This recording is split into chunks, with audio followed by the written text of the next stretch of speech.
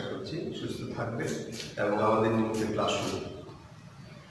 আমরা চতুর্থ নিয়ে পড়াশোনা করতেছি এবং আমাদের কয়েকটা ক্লাস হয়ে গেছে। তবু আমি বিভাগীয় প্রধান হিসেবে তোমাদেরকে আবারও একটু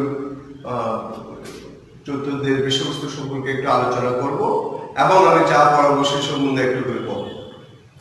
তো আমাদের দেখো আমি বোর্ডে লিখে দিয়েছি যে আমাদের এই অধ্যায়টার নাম ছিল রাসায়নিক পরিবর্তন। রাসায়নিক পরিবর্তনে মূলত 4টা বিষয় নিয়ে আমাদের আলোচনা আছে বইতে। তার মধ্যে প্রথমটি ছিল রাসায়নিক বিক্রিয়া, বিক্রিয়ার হারের উপরে বিভিন্ন নিয়ামকের প্রভাব, তার থেকে কিছু গাণিতিক সমস্যা, সৃজনশীল প্রশ্নপত্র। বিশেষ করে বিক্রিয়ার হারের উপর তাপমাত্রার প্রভাব সম্পর্কিত গাণিতিক সমস্যা এবং বিক্রিয়ার হারের উপরে গাণিতিক সমস্যা পরীক্ষায় প্রায় সময় আসে। আমরা এরপরে দেখব আমাদের টপিক আছে রাসায়নিক সাম্যাবস্থার গতিশীলতা, ভরক্রিয়া সূত্র, ক্যাপিও ক্যাসিয়ের ধারণা, ক্যাপিও ক্যাসিয়ের সম্পর্ক, লাসাটেলের নীতি, গাণিতিক সমস্যা এবং সৃজনশীল প্রশ্ন।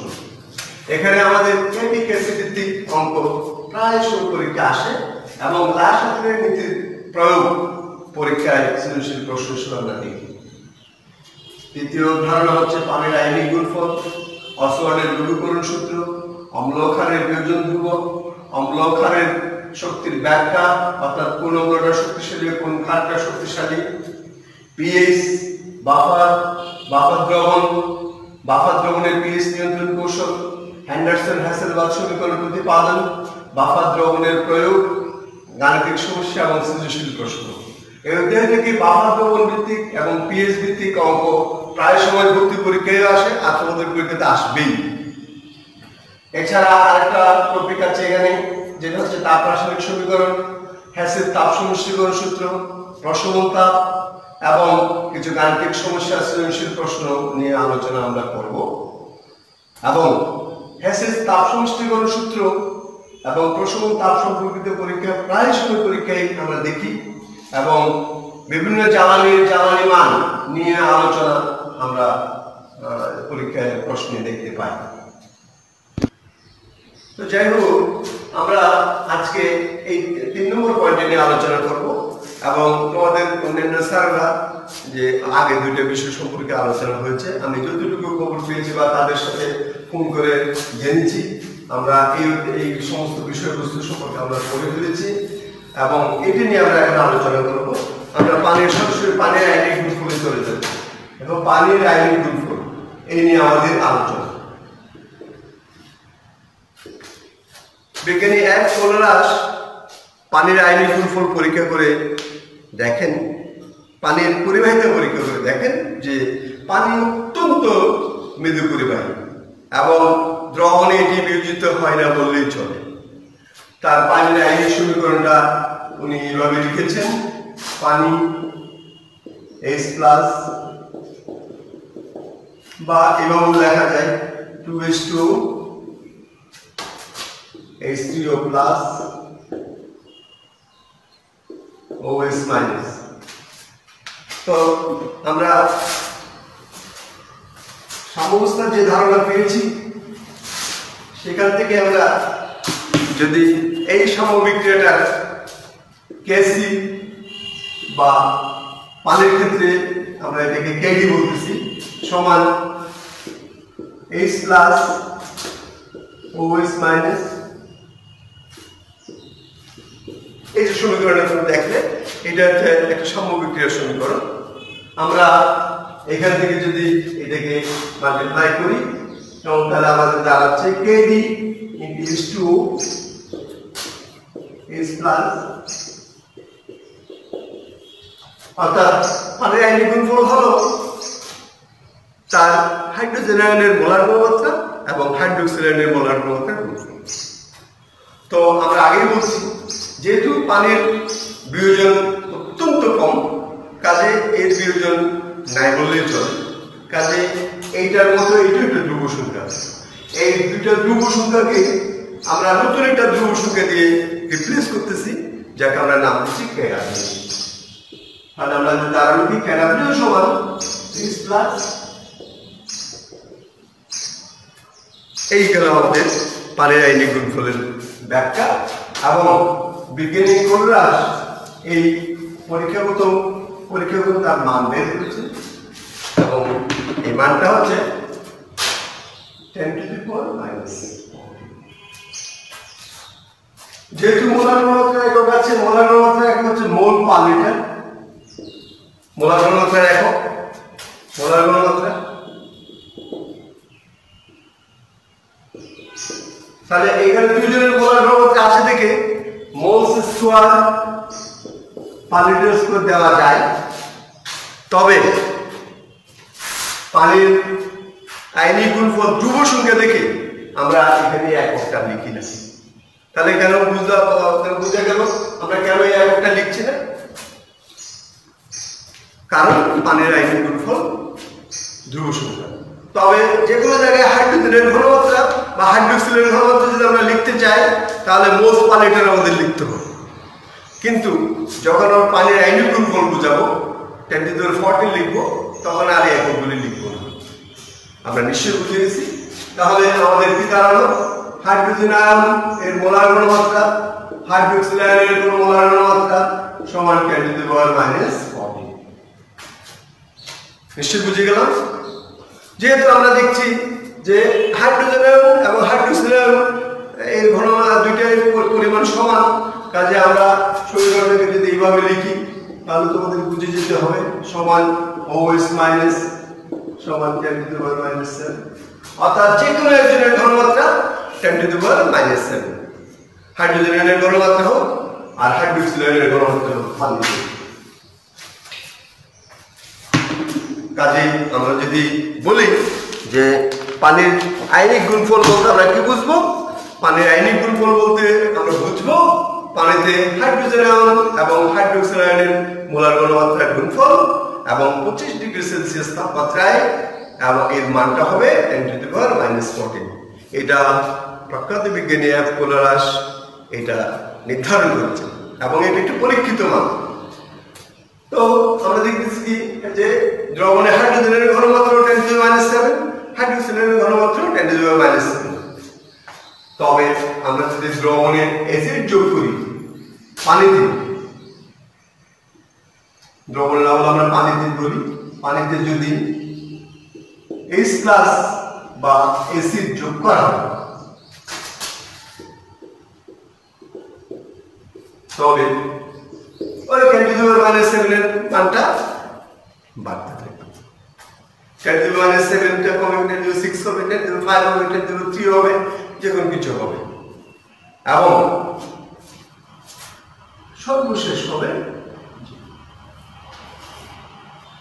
আবার হাইড্রোক্সিলের ঘনমাত্রা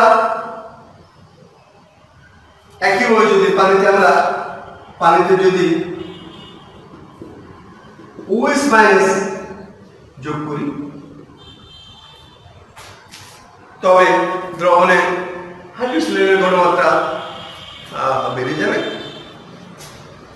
একইভাবে আমাদের হাইড্রোজেনের ঘনমাত্রা কমে যাবে। তো আমরা পরীক্ষা করার জন্য হাইড্রোজেনের ঘনমাত্রা এবং হাইড্রোক্সিল আয়নের ঘনমাত্রা পরীক্ষা করার জন্য আমরা একটা নির্দিষ্ট অ্যাসিড এবং ক্ষারকে স্ট্যান্ডার্ড ধরে এই পরীক্ষাটা করেছি এবং আমরা 1 মোলার HCl এবং 1 মোলার সোডিয়াম হাইড্রোক্সাইডকে স্ট্যান্ডার্ড নিয়ে পরীক্ষাটা করেছি। পিএইচ এর আলোচনা এটা আমাদের আসবে। আমরা এখন অ্যাসিডের বিয়োজন ধ্রুবক এবং ক্ষারের বিয়োজন ধ্রুবক এই সম্পর্কে আলোচনা করব। সাথে সাথে আমরা অসওয়াল্ডের লঘুকরণ সূত্রটা। তো তাহলে আমরা চলে যাচ্ছি অ্যাসিডের বিয়োজন ধ্রুবক এটি কি জিনিস। অ্যাসিডের বিয়োজন ধ্রুবক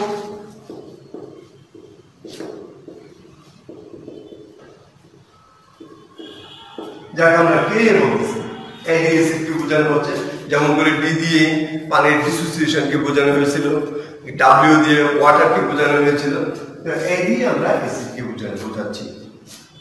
আমরা জানি স্ট্রং অ্যাসিড বা তীব্র অ্যাসিডগুলি সম্পূর্ণরূপে আয়নিত হয়, কিন্তু উইক অ্যাসিড যারা তারা দ্রবণে সম্পূর্ণরূপে আয়নিত হয় না। তাদের দ্রবীভূত অণু, বিয়োজিত অণু এবং অবিয়োজিত অণুর মাঝে একটা সাম্যাবস্থা তৈরি হয় এবং এই সাম্যাবস্থা থেকে আমরা তার বিয়োজন ধ্রুবকটা বের করি। আমরা ধরে নিচ্ছি একটা অ্যাসিড HA, এটা মৃদু অ্যাসিড, অবশ্যই মৃদু অ্যাসিড, বিয়োজন ধ্রুবক মৃদু অ্যাসিডের জন্য প্রযোজ্য। H এটা বিয়োজিত হয়ে H+ এবং A- তৈরি করে। এইটার বিয়োজন ধ্রুবক K সমান H+,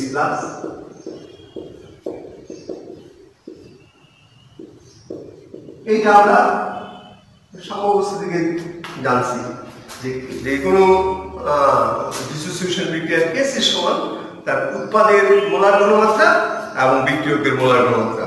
অ্যাসিড বলে Kc পরিবর্তে K আমরা লিখছি, কেমন?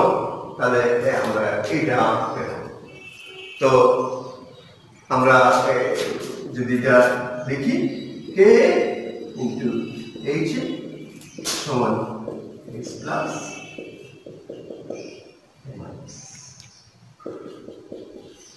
অনুরূপভাবে আমরা যদি খাদের জন্য বলি তখন তাহলে এটা হবে BOH, আমরা আবার লিখি যদি খাদের জন্য হয় তাহলে এটা হবে BOH B+ মাইনাস KB সমান B+ OH মাইনাস BOH। নিশ্চয় আমরা অ্যাসিডের বিয়োজন ধ্রুবক, ক্ষারের বিয়োজন ধ্রুবক আমরা বুঝে গেলাম। তাহলে এটাকে আমরা হিসাবে প্রকাশ করব যে যেহেতু মোলার ঘনমাত্রা, তাহলে মোল ও একইভাবে মোল পার লিটার এককে থাকবে। এখানে কিন্তু একক লিখতে হবে, কারণ এটা ধ্রুব সংখ্যা নয়, বিভিন্ন অ্যাসিডের জন্য এই মানটা ভিন্ন ভিন্ন। তাহলে আমরা যদি সংখ্যাটা তোমরা লিখে নিতে চাও লিখে নিতে পারো। বিয়োজন ধ্রুবক কাকে বলে তোমরা যদি লেখো, আমি আস্তে আস্তে বলছি। প্রতি লিটার জলীয় দ্রবণে উপস্থিত কোনো অম্লের মোল সংখ্যার যে ভগ্নাংশ বিয়োজিত হয় তাকে ওই অ্যাসিডের বিয়োজন ধ্রুবক বলা হয়। সো অলসো ক্ষারের ক্ষেত্রে যদি আমরা একই সংখ্যাটা দিতে পারি, তাহলে পরীক্ষার জন্য এটা ইম্পর্টেন্ট একটা প্রশ্ন। What is Ka, what is Kb, সৃজনশীল প্রশ্নের 1 নম্বর প্রশ্ন হিসেবে এটা অত্যন্ত গুরুত্বপূর্ণ প্রশ্ন। Ka বলতে কি বুঝো বা Kb বলতে কি বুঝো? যদি Kb আসে তাহলে আমরা অম্লের জায়গায় শুধু ক্ষার লিখব, আর সব একই থাকবে। তাহলে সংখ্যাটা হবে এমন: প্রতি লিটার জলীয় দ্রবণে উপস্থিত কোনো ক্ষারের মোল সংখ্যার যে ভগ্নাংশ বিয়োজিত হয় তাকে ওই ক্ষারের বিয়োজন ধ্রুবক বলা হয়। তাহলে ক্ষারের বিয়োজন ধ্রুবক আর অম্লের বিয়োজন ধ্রুবক আমরা বুঝলাম। প্রশ্ন হচ্ছে যে এই বিয়োজন ধ্রুবকটা বুঝাবার কি লাভ, বা আমি এটা কেন জানবো? উত্তর হচ্ছে এটি অ্যাসিডের স্ট্রেংথ বা কোন অ্যাসিডের শক্তি বেশি বা কোন অ্যাসিডের শক্তি কম, এটা বোঝার জন্য একটা অপরিহার্য অংশ। আমরা জানি যে অ্যাসিডের বিয়োজন ধ্রুবকটা বেশি, কেমন? সেই অ্যাসিডটা শক্তিশালী অ্যাসিড, বা যে অ্যাসিডের যে ক্ষারের বিয়োজন ধ্রুবকটা বেশি সেই ক্ষারটা একটা শক্তিশালী ক্ষার। আমরা একটা উদাহরণ দিয়ে এটা বোঝাতে পারি যে অ্যাসিডিক অ্যাসিড, আমরা যদি এই মানগুলি লিখি তাহলে তোমাদের কাছে স্পষ্ট হবে যে অ্যাসিডিক অ্যাসিড CH3COOH তার K হচ্ছে 1.8 into 10⁵ moles square per litre square আছে। তো স্থির সংখ্যা থেকে আমরা এককটা দেখছি না, কিন্তু সালফিউরিক অ্যাসিডের K হচ্ছে 10⁻3। তাহলে বুঝো এবার এটার থেকে এটা কত শক্তিশালী অ্যাসিড।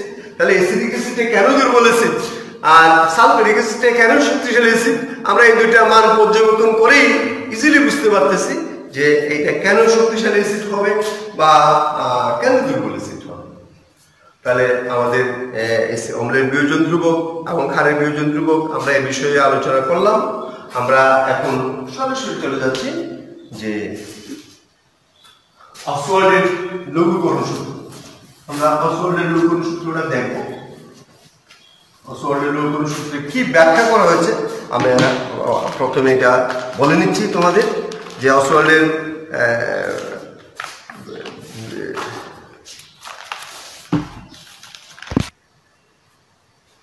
তাহলে আমরা শুরু করছি অসওয়াল্ডের লঘুকরণ সূত্র। অসওয়াল্ডের লঘুকরণ সূত্রে বলা হয়েছে কোনো দুর্বল অ্যাসিডের বিয়োজন মাত্রা, আবার শোনো, কোনো দুর্বল অ্যাসিডের বিয়োজন মাত্রা ওই অ্যাসিডের মোলার ঘনমাত্রার বর্গমূলের ব্যস্তানুপাতিক।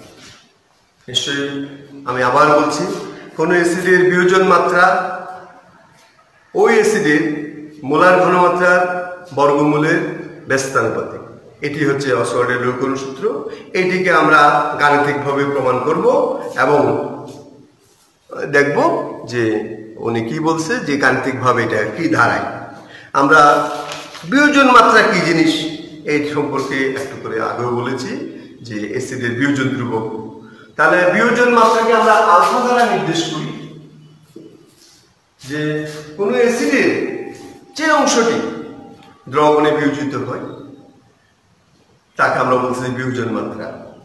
আমরা আগেই বলেছি যে অ্যাসিডের বিয়োজিত অণু এবং অবিয়োজিত অণু দ্রবণের সাম্যাবস্থা তৈরি করবে। কাজে এই সাম্যাবস্থায় বিয়োজিত অণু অবিয়োজিত অণুর ভাগ অনুপাতটাই হচ্ছে তার বিয়োজন মাত্রা। অর্থাৎ বিয়োজন মাত্রা আলফা সমান হচ্ছে বিয়োজিত মোট মোল সংখ্যা, বিয়োজিত মোট মোল সংখ্যা বাই পদার্থের মোট মোল সংখ্যা, পদার্থের মোট মোল সংখ্যা। এটা যে অ্যাসিড হয় তখন অ্যাসিড হয়, ক্ষার হয় তখন ক্ষার হবে, চলছে। তাহলে আমরা ধরে নিচ্ছি যে 1 মোল এইচ এর বিয়োজন আমরা ঘটাবো এবং সাম্যাবস্থায় এই থেকে আলফা পরিমাণ বিয়োজিত হবে।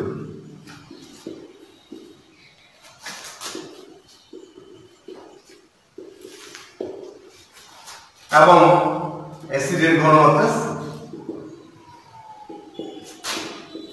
তাহলে তিনটা কথা তোমরা মনে রাখো, যে আমরা 1 মোল অ্যাসিডের ডিসোসিয়েশন ঘটাবো,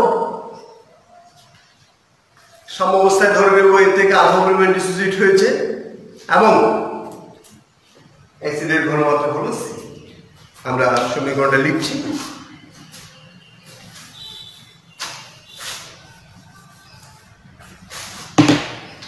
আমাদের সমীকরণ হচ্ছে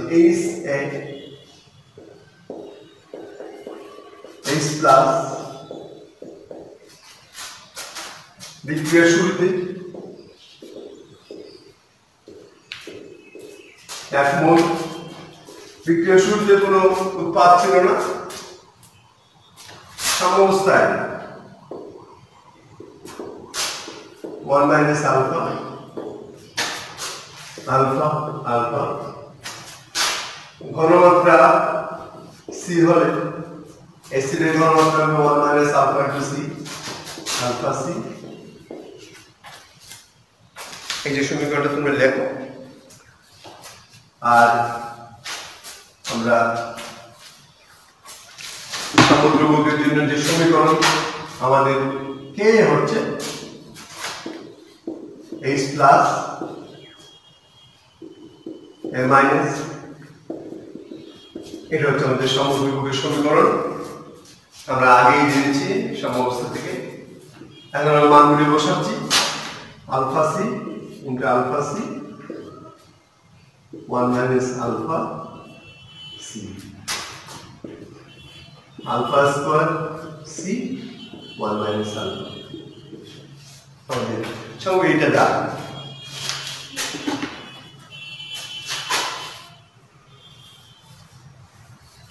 আমরা যদি বলি যে অ্যাসিড অত্যন্ত কম পরিমাণে বিয়োজিত হয় বা দুর্বল অ্যাসিড অত্যন্ত কম পরিমাণে বিয়োজিত হয়, কাজে 1 মাইনাস আলফা সমান 1 ধরা যেতে কেন ধরা যাবে? কারণ যেহেতু দুর্বল এসিড অত্যন্ত কম বিয়োজিত হয়েছে, তাহলে আলফা এর মান অত্যন্ত ক্ষুদ্র, কাজেই আমরা 1 মাইনাস আলফাকে 1 ধরতে পারি। সুতরাং আমাদের থাকলো কি কে সমান হচ্ছে আলফা স্কয়ার সি। দেখো কে সমান alpha square C, alpha square C সমান কে বা আলফা সমান কে বাই সি বা আলফা সমান রুট কে ইনটু তাহলে আমরা কি দেখলাম যে আলফা ছিল বিয়োজন মাত্রা আর সি ছিল ওই এসিডের ঘনমাত্রা। তাহলে বিয়োজন মাত্রা ঘনমাত্রার বর্গমূলে ব্যস্ত। তাহলে আমরা নিশ্চয়ই বুঝে গেলাম যে এটাকে যদি উঠাইছি আলফা সমানুপাতিক এমনই লেখা যাবে, তাহলে এটা ধ্রুব সংখ্যা। তাহলে আমাদের অঙ্ক পাওয়ার জন্য এই অংশটা লাগবে যে কোন অঙ্কে যদি ওই এসিডের বিয়োজন ধ্রুবক দেওয়া থাকে, এসিডের ঘনমাত্রা দেওয়া থাকে, তাহলে আমরা খুব তাড়াতাড়ি